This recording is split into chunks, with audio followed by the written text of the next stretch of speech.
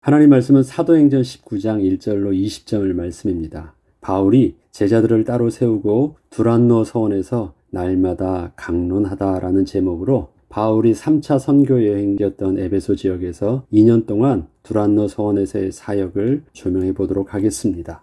사도 바울의 1, 2차 선교 여행과 3차 선교인 에베소의 사역은 그 대상과 사역의 방향성 면에서 큰 차이가 있었습니다. 바울은 에베소에서 처음으로 제자들에게 관심을 가지게 되었던 것입니다. 이것은 그동안 바울에게 제자가 없었다는 것을 말하는 것이 아닙니다. 이전에는 그가 복음을 전하고 나서 그리스도의 제자로 헌신된 자가 그 지역에 세워지면 또다시 다른 지역으로 옮기던 모습에서 벗어나 그렇게 제자로 헌신된 자들을 좀 더 집중적으로 가르치고 훈련을 시켜서 온전한 사역자요 성령의 사람으로 키워야 함을 특별하게 바로 에베소 지역에서 3차 선교 여행 중에 인식하게 되었다는 것을 말하는 것입니다. 바울은 3차 선교 사역을 시작하면서 에베소 지역에 방문하게 되었을 때 자신이 복음을 전하지 않았던 그리스도의 제자들을 만나게 되었습니다. 이때 바울은 저들과 대화를 하면서 저들 속에서 예수 그리스도에 대한 진실한 믿음을 보았지만 그 예수에 대한 지식이 단지 요한의 세례 정도만 알고 있는 것을 발견하게 되었습니다. 사실 이러한 저들의 모습은 이전에 복음을 접하기 전 아볼로의 모습과 다름이 없는 모습이었습니다. 아볼로의 이전의 모습을 보면 사도행전 19장 25절에는 이렇게 표현하고 있습니다. 그가 일찍이 주의 도를 배워 열심으로 예수에 관한 것을 자세히 말하며 가르치나 요한의 세례만 알 따름이라 이렇게 했었는데 바로 지금 바울이 만난 제자들이 바로 그러한 모습이었던 것입니다.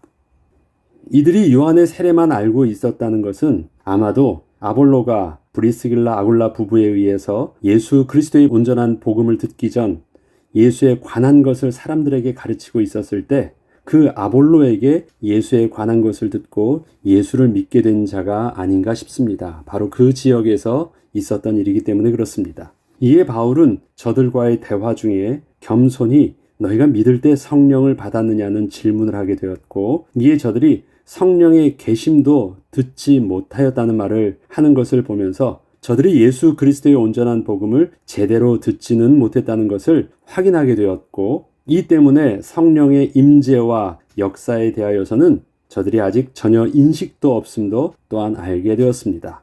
바울은 이러한 저들에게 예수 그리스도를 정확하게 가르쳐 주어 믿음을 더욱 온전하게 세워 주어야 하는 필요성을 느끼고 저들에게 세례 요한의 사역과 그의 물 세례가 어떤 의미가 있는 것인지와 더불어 그 세례 요한이 증거한 예수께서 바로 하나님께서 약속하셨던 그 그리스도이심을 온전히 가르쳐 주었습니다. 이렇게 바울이 예수 그리스도를 온전히 전한 후 예수 이름으로 세례를 베풀고 저들에게 안수를 하자 성령이 그들에게도 임하심으로 방언도 하고 예언도 하게 되었습니다. 이에 저들이 비로소 예수 그리스도의 온전한 제자로 설 수 있게 되었습니다. 이렇게 바울로 인하여 그리스도의 제자가 된 자들이 12명쯤 되었다고 성경은 기록하고 있습니다. 이것은 그 숫자가 많지는 않았다는 것을 의미하면서 또한 초대교회 12제자를 또 연관지어 생각하게 합니다. 에베소 지역은 바울이 이전 선교 여행을 통해서도 복음을 전했던 곳이었기에 사람들이 바울에 대하여서 그리 낯선 곳은 아니었습니다. 바울은 우선 제자들과 함께 이전에 하던 방식대로 회당에 찾아가서 안식일마다 성경을 가지고 복음을 강론했습니다. 또 복음을 전해주었습니다. 바울은 그곳에서 석 달 동안 안식일마다 하나님 나라에 관하여 강론을 하였지만 자기와 함께 있던 제자들 외에는 대부분이 마음이 굳어 순종치 않았고 심지어 어떤 사람들은 회당에 모인 무리들 앞에서 바울의 그 십자가의 도를 비방하기까지 하는 것을 보고 이에 바울은 더 이상 회당에서 복음을 전하는 것이 무의미함을 깨닫게 되었고 회당을 떠나서 두란노 지역의 모임의 장소를 만들고 제자들을 따로 세워 저들에게 복음을 좀 더 집중적으로 매일 가르치기 시작했습니다. 여기서 따로 세웠던 제자들은 누굴까요? 그 12명 제자들로부터 시작을 한 것입니다. 그동안 회당에서 그렇게 대중에게 증거했던 것과 다르게 회당에서 석 달 동안 했다 그러면 4, 3, 12, 한 12번 정도 그렇게 복음을 전했는데 아무런 반응이 없이 오히려 더 전도의 문이 막히는 것을 보게 된 것입니다. 그래서 이젠 그 사역의 방향을 바꾸어서 두란노 지역에 한 홀을 빌리고 그곳에서 매일 제자들 데리고 집중 교육을 시작한 것입니다. 이렇듯 바울의 3차 선교 여행지였던 에베소에서의 사역의 중요한 특징은 바울이 대중전도에서 제자 양성으로 그 사역의 방향을 바꾼 것이었습니다. 물론 제자들만 가르친 것은 아니었지만 바울이 제자들을 집중 양성하게 되므로 이렇게 2년이 지난 시점에서 전도와 선교의 열매를 보니 그 제자들을 통하여 아시아 사는 자들은 유대인이나 헬라인이나 모두 주의 말씀을 듣게 되는 역사가 일어난 것이었습니다. 그러니까 마게도냐 전 지역에 그 영향력이 더 많이 퍼지게 된 것입니다. 이것은 바울이 지역마다 가서 개인적으로 전했던 것보다 더 효과적인 일들이 제자들의 양성을 통해서 일어났던 것입니다. 바울의 이러한 전도 사역의 큰 전환점은 사실 바울이 전하는 복음을 배척하고 사람들이 더 이상 들으려 하지 않았기 때문이었습니다. 그런데 이때 바울이 이전과는 다르게 성령의 인도를 받은 것이 큰 응답의 비밀이었던 것입니다. 이전까지 바울은 사람들이 회당에서 전하는 바울의 메시지를 배척했을 때에는 당장의 유대인들에게 옷을 털고 이방인에게로 가겠다고 선언을 했었습니다. 그리고 그냥 바로 다른 지역으로 훅 떠나버렸어요. 그런데 이제는 그렇게 하지 않은 거예요. 하지만 에베소서의 바울은 달랐습니다. 바울은 대중에게서 제자들에게로 그 방향을 바꾼 것이었습니다. 이것은 성령께서 바울의 마음을 붙잡아 주시고 강권적으로 이끌어 주셨기 때문에 가능한 일이었습니다. 이것은 바울의 선교 사역의 아주 획기적인 전환점이 되었던 것입니다. 바울은 두란노 서원에서 2년간 제자들에게 강론했습니다. 바울은 어떻게 제자들을 훈련했을까요? 바울이 2년 동안 그동안은 대중들에게 했었기 때문에 복음의 메시지를 깊게 넓게 말해줄 수 없었습니다. 가장 핵심 메시지만 전했고 그 메시지를 계속 증거할 수밖에 없었습니다. 그런데 제자들을 매일 강론하기 시작할 때부터는 그 복음의 메시지를 좀 더 깊고 넓게 또 가르칠 수 있었고 그 말씀이 제자들에게 있어서 그의 삶을 근본적으로 변화시키고 훈련시키는데 아주 중요하게 그 사역을 또 감당하게 되었던 것입니다.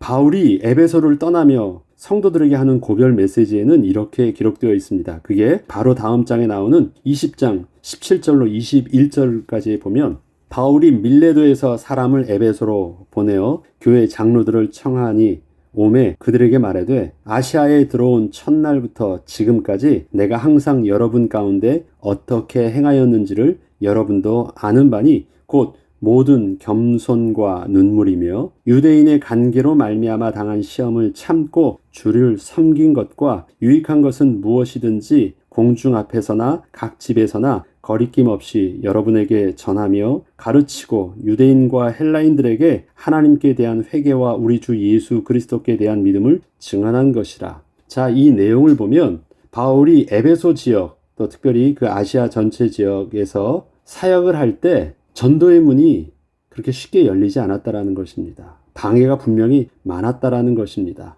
회당에서의 사역도 다른 지역에서 그동안 했던 것처럼 제대로 열리지 않았던 모습들을 표현하고 있습니다.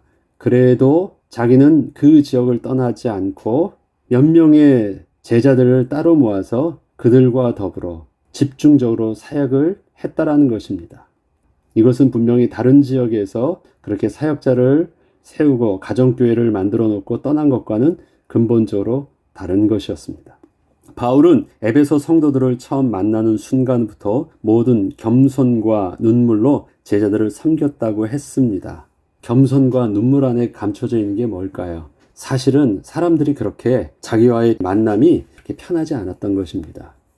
그가 많이 참아야 됐고 많이 섬겨야 됐고 또 많이 자기의 모든 모습을 내려놓아야 했던 것입니다.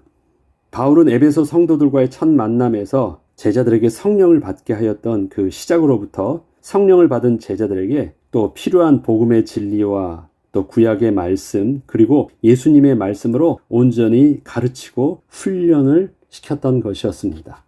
바울은 에베소 제자들에게 그의 처음 했던 메시지가 너희가 믿을 때 성령을 받았느냐 물었었고 이를 위해서 그들의 삶에 성령 하나님의 능력이 나타나도록 전심으로 저들을 섬겼던 것이었습니다. 그리고 이 같은 바울의 제자 훈련의 열매는 어떠했습니까? 바울이 혼자 대중 전도를 하는 것보다 에베소 지역에서 일어난 전도와 선교의 역사는 더 큰 성령의 열매가 있었습니다. 누가는 이같이 인연을 하매 아시아에 사는 자들은 헬라인이나 유대인이나 다 복음을 들었다라고 사도행전에 그래서 기록하고 있는 것입니다. 바울은 제자들만을 집중하여 훈련을 하였었는데 어떻게 아시아에 있는 사람들이 그렇게 다 복음을 듣게 되었을까요? 이것은 바울이 훈련한 제자들이 나가 복음을 전한 것이었습니다. 바울의 제자들이 나가 복음을 전하여 계시록에 나오는 7교회가 개척된 것도 바로 이때였습니다. 바울이 훈련한 바울의 12 제자들이 나가 복음을 전하였고 그들을 통해 아시아에 있는 사람들이 전부 복음을 듣는 놀라운 역사를 이루었던 것입니다. 이와 같은 전도의 역사는 만약에 바울이 혼자서 대중 전도를 하였다면 있을 수 없는 일이었습니다. 바울은 3차 선교 여행지였던 에베소에서 제자들에게 관심을 가지게 되었고 그동안 그리스도의 복음을 전한 후 수주일 만에 제자들을 세워두고 또 다른 지역으로 옮기던 사역의 패턴을 바꾸어서 제자들에게 성령을 받게 했고 그 성령 받은 제자들을 집중적으로 훈련하여 동역자의 일꾼으로 또 온전히 세웠던 것이었습니다. 바울의 에베소 지역에서의 사역은 그의 선교 사역의 완결판이었습니다. 바울은 에베소의 성령의 역사를 보면서 비로소 로마 선교의 비전을 또한 그곳에서 볼 수 있게 되었던 것입니다. 이처럼 바울에게 있어서 에베소에서 막혔던 전도의 문은 또 다른 더 크신 하나님의 전도와 선교의 역사를 일으키게 하는 새로운 문으로 들어가는 계기가 되었습니다. 그리고 바울은 에베소 지역 두란노 서원에서의 2년간의 사역을 마치고 또 떠나게 되었을 때 하나님께서는 또 다른 전도의 문을 열어주셨습니다. 그것은 두란노 서원의 제자 양성과는 또 다른 세계 복음화를 위한 더 크신 전도의 문이었던 것입니다. 1차 선교 여행을 끝났어요. 1차 선교 여행처럼 이렇게 전도하면 되겠구나 했는데 2차 선교 여행 때는 또 그렇게 하지 못했어요. 2차 선교 여행을 통해서 이것이 전도의 완결판이 되겠구나 했는데 그것이 3차 선교 여행을 가고 또 같은 지역을 갔는데 또 그것은 새로운 하나님의 문을 열어주셨습니다. 근데 우리가 여기서 보아야 될 것은 하나님의 새로운 문을 여는 것처럼 보이지만 그 이면에는 하나님께서 기존에 했었던 모든 방식과 문을 닫으시는 것도 있었다는 것입니다. 그건 뭐예요? 실패요, 상실의 아픔이요, 당황스러움입니다. 그런데 그것이 어떻게 더 좋은 하나님의 새로운 전도의 문이라는 것으로 인도함 받을 수 있었을까요? 중요한 것은 그것입니다. 우리의 삶 속에서 일어나는 일들이 하나님께서 인도하여 주신 우리의 삶의 여정 속에서 더 좋은 하나님의 선하신 길로 나가는 하나님의 방법들은 대부분 이전의 것에 미련을 두지 않도록 막으시는 것입니다.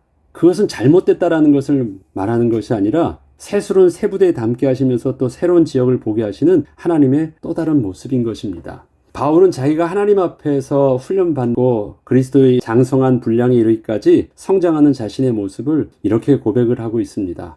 자기에게 환난이 있었대요. 근데 환난은 인내를 얻게 하였대요. 그러니까 참을 수 있는 힘이 환난을 통해서 나왔다라는 것입니다.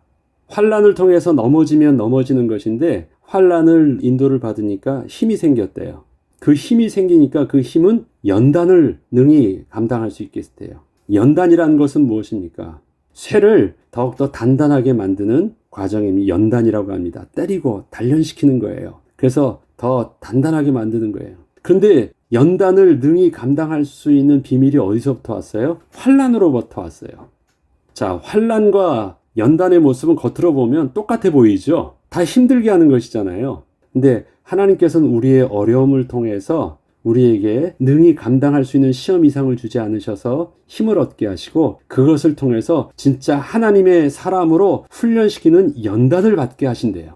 자, 그것은 환난과 연단의 모습이 얼핏 보면 비슷해 보이지만 다르다는 거예요. 지금 바울에게 있어서 이제 진행되어지는 전도의 현장 속에서 일어나는 일들은 환난이 아니에요. 연단이에요. 하나님께서 그렇게 훈련시켜 나가시는 거예요. 그 연단을 능히 받으니까 어떤 사람으로 변해요? 하나님 나라의 소망을 가진 거룩한 백성으로 완전히 거듭나요. 하나님께서는 사역을 통해서 전도의 문을 닫아주시고 또 당황스럽게 했지만 그 속에서 새로운 문을 열어주시고 또 닫으시고 새로운 문을 열어주시며 또 점점 더 복음의 확장성 있는 은혜를 또 그리스도의 제자요 성령의 사람으로 점점 변화시켜 가게 하시면서 그렇게 인도하셨던 것입니다. 이렇기 때문에 바울은 에베소 지역 두란노 서원에서의 2년간의 사역을 마치고 또 떠나게 되었을 때 하나님께서는 또 다른 전도의 문을 그래서 열어주셨던 것입니다. 그것은 두란노 서원의 제자 영성과는 분명히 또 다른 전도의 모습이었습니다. 다음은 어디로 가요? 이제 예루살렘으로 가요. 가는 그 길은 이제 완전히 잡혀서 죽는 길이라고 다 사역자들이 막아요. 또 예루살렘에서 로마로 가요. 로마로 가서 이제 마지막에 2년간 이제 감옥소에 잡혀요. 그럼 다 끝난 것처럼 보이는데 감옥소에서 또 제자를 일으키는 또 새로운 사역도 하면서 하나님께서 복음의 문들을 또 그렇게 열어가시는 또 다른 사역의 문들이 열립니다.